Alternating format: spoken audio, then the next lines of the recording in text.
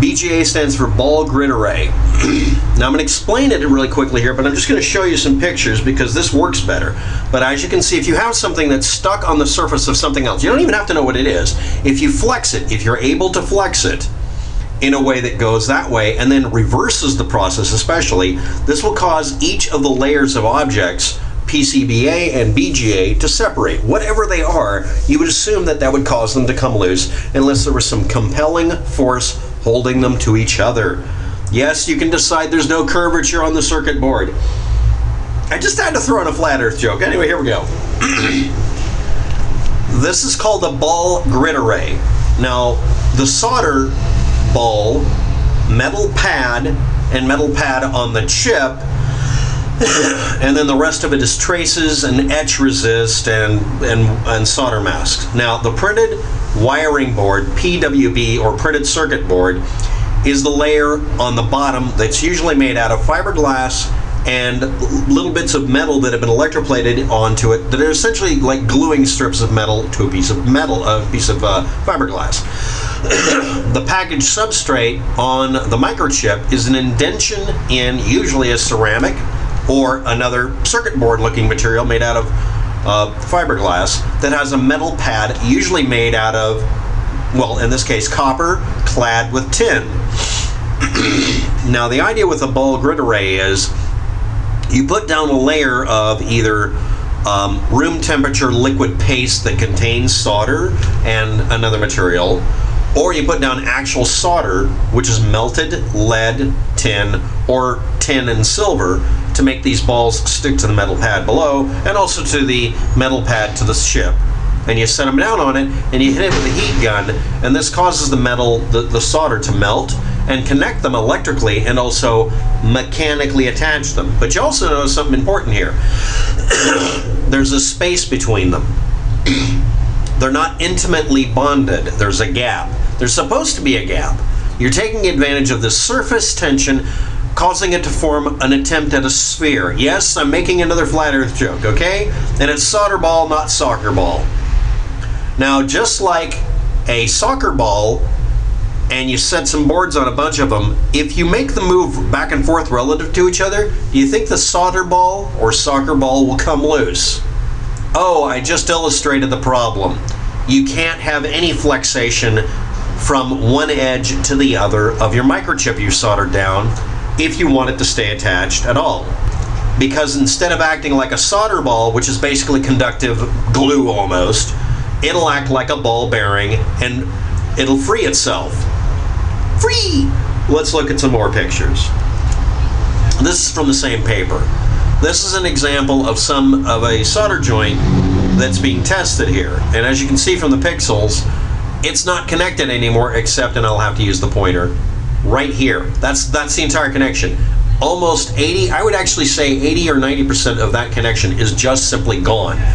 Its ability to connect that pad up there to whatever the solder joint is almost totally gone.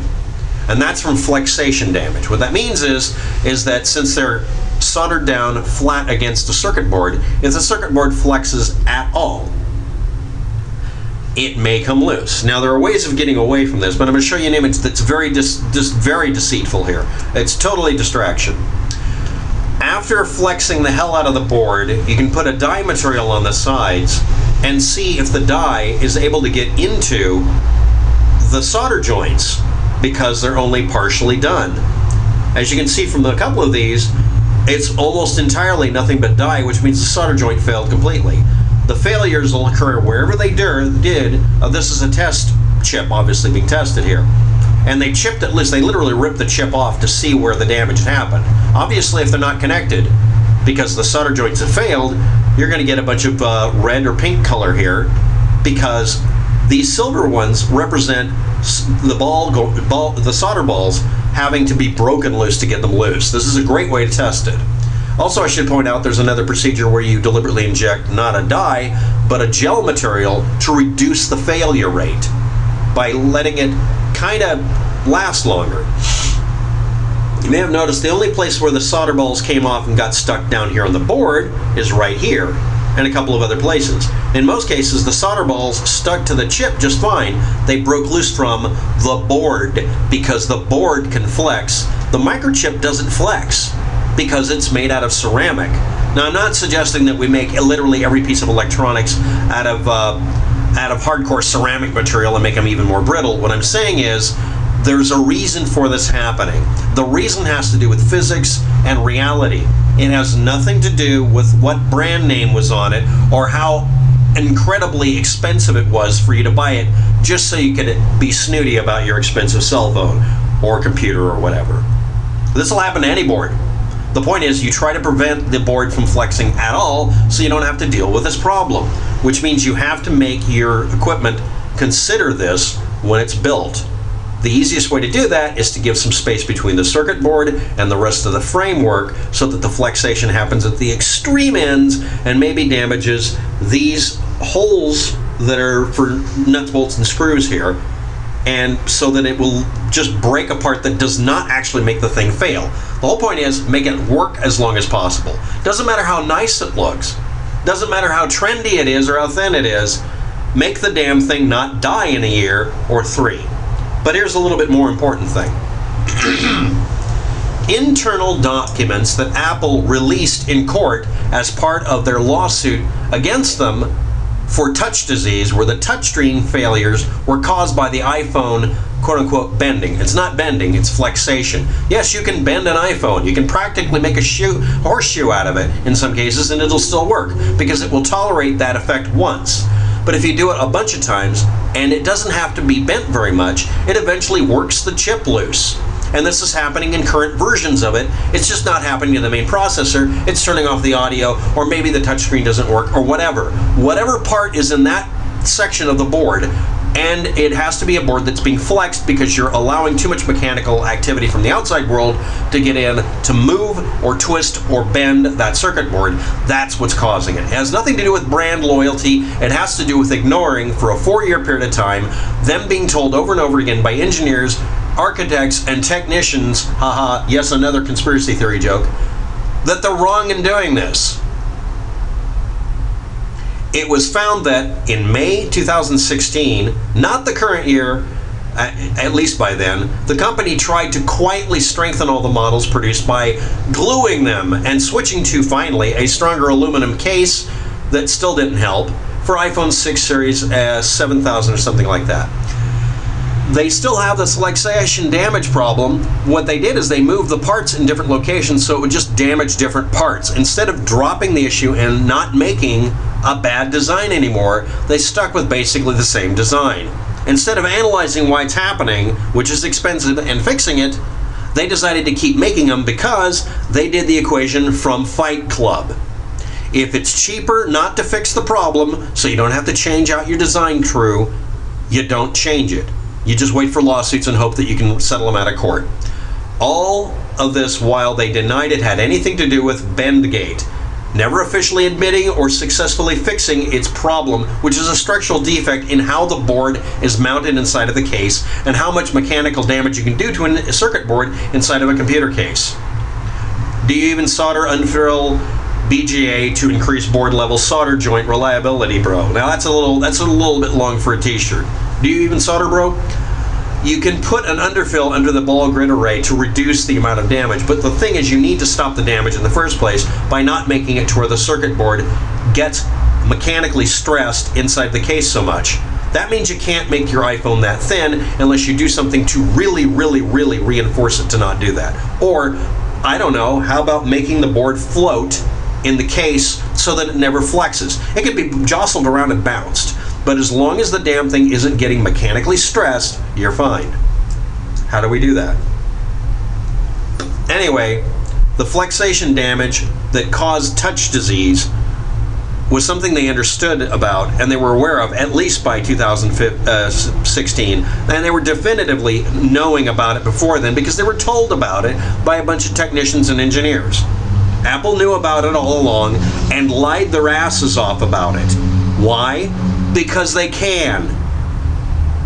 If you keep buying stuff from a company that screws you over, they don't have to be a monopoly like Microsoft Corporation was and is. They just have to rely on you not getting it through your thick skulls, that they don't care that they sell something bad. Now, if you're buying it just for looks, which is what every Apple user eventually admits to, they're buying it because it's a status symbol. Why would you spend over $1,000 for a fucking cell phone if it isn't a status symbol? I'm sitting in a metal box here. I'm using as a soundproof area. With a laptop I rebuilt from 2 dead laptops for $50 because I'm a technician and I can do that. And I went through the interior of this and shock absorber proofed the damn board. This computer I'm using right now is a hunk of crap that I put on an operating system I slash dotted together. Why? Because I can. Most of you Apple users do not know how to do a solder joint or what a ball grid array is. I'm not even qualified to do a ball grid array. I'd have to take a short class in it for a couple of weeks to really get good at it so I can be certified in it, because I'd want to be. But the fact is, you don't have to be.